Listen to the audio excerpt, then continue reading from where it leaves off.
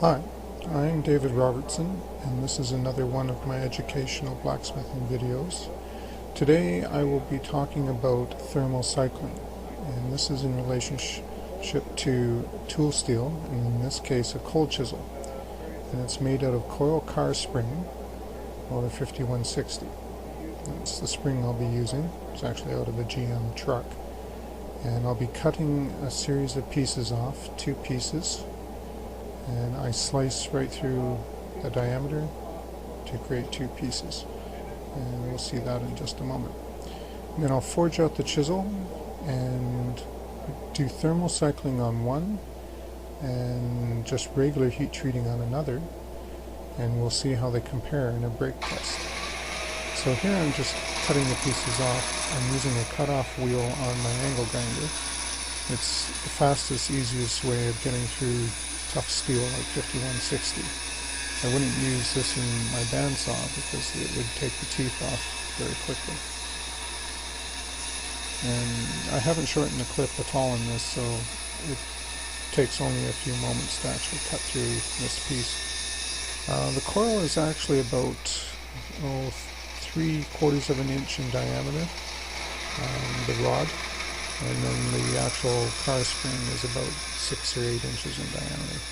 And I just clamped it in the vise, and again using the angle iron with cut-off wheel to cut the piece.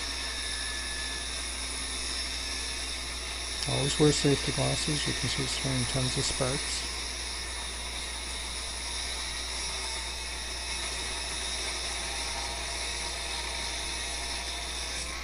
And here's the other piece, and I just break it off. So now I place both of them in the forge at the same time, and I take them up to quite a high temperature to straighten them.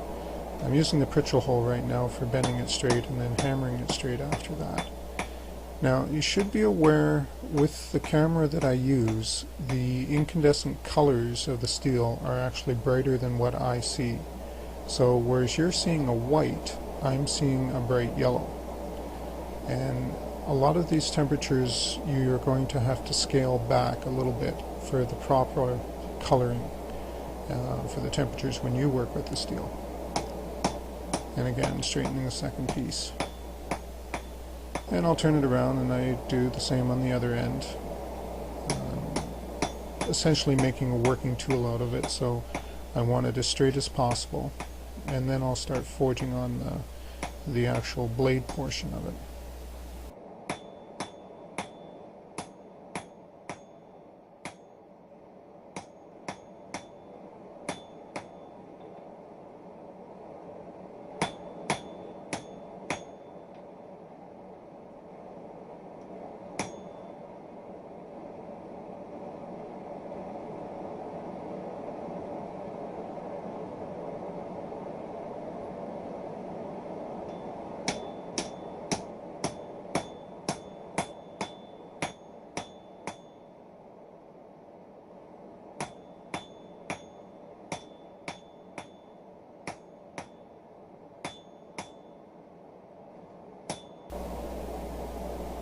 So the blade of a cold chisel is much like a flat screwdriver.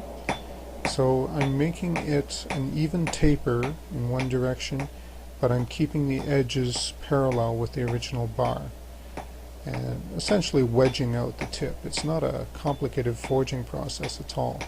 And you can see I'm bringing the hammer down at an angle, and I'm also lifting up the back end of the chisel. I'm sure many of you have made chisels before. Not that complicated. Mostly what I want to talk about is what happens with the steel. So I work on both of them and try and stress them the same. The whole idea here is to create a comparison between the 2 pieces of steel that were originally cut from the one piece. So that it's as fair a comparison as you can easily do in a blacksmith shop. Again, just wedged out to the tapering point. Okay, so this is the thermal cycling process. And as I said, the colors are going to be brighter than what I actually used. So the colors you want to use for 5160 is to heat it up to a medium orange and let it air cool. And then you heat it up a second time to a dull orange and let it air cool. You heat it up a third time to a medium red and then bury it in vermiculite to slow cool after that. Now the other chisel I will heat up to a medium orange and bury directly in the vermiculite, and you'll see that in a minute or two. The idea behind the thermal cycling is that when we heat the steel up, the grain growth can become quite large. And the larger the grain structure is in the steel, the more likely it is to fracture, the weaker it actually is.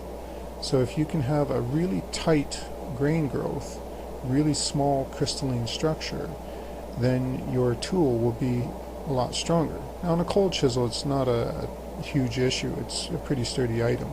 But when you start making knives and things like that, this can be quite critical. So just after this, I will have heated it up to a medium red, and I gently bury it in the vermiculite. Vermiculite is an insulator and it's non-combustible. You can get it at most plant stores. And this one is heated up to a medium orange color, not the bright white that you see there.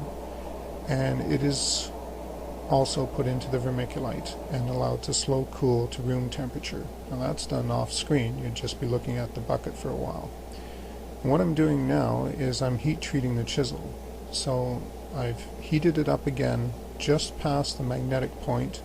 You saw me touching it with the magnet, and then as soon as the magnet just begins to pull back into the water, and I quench down the tip, which is about an inch long, and you saw I was moving it up and down in the bucket, so I blur the transition of the quench line, and then I scrubbed it with a broken grindstone, and now I'm watching the temper colors come up. And I'll point to, that's the blue line. You can just barely see it in the video. There will be a photo at the end of the video that you can take a look at for the temper colors. But the blue line should be about ½ an inch back from the edge, and it's a straw color, a dark straw color you want on the edge of a cold chisel or a working tool. Now the break test. I've had to notch it, and you see it's bent already. I've done some hammering on it. It's incredibly tough steel, so I had to notch it to get it to break. And I'm using a 4-pound hammer to work it into the swage block, and it finally broke. That's the coarse grain one. I had to notch this one as well, and this is the fine grain one, or the one that has been thermal cycled. And I have to do a lot more hammering on it to get it to break.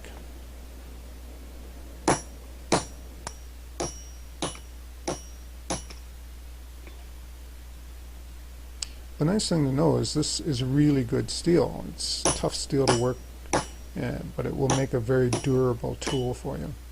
And it holds an edge reasonably well, and you can make springs out of it, obviously, or cutting tools, impact tools. It's a good all-round blacksmithing tool steel. And there you see it's finally broken. This is the first piece that broke, and you can see the coarse grain structure. It's hard to get a good photograph of it, but I think you can see it in the video. The next one is the fine grain structure, and you can see the difference in the coloring and how it broke.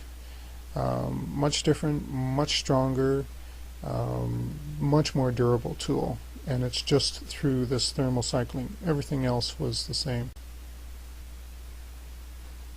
In this picture you can see the colors on the tip, and they're called the temper colors.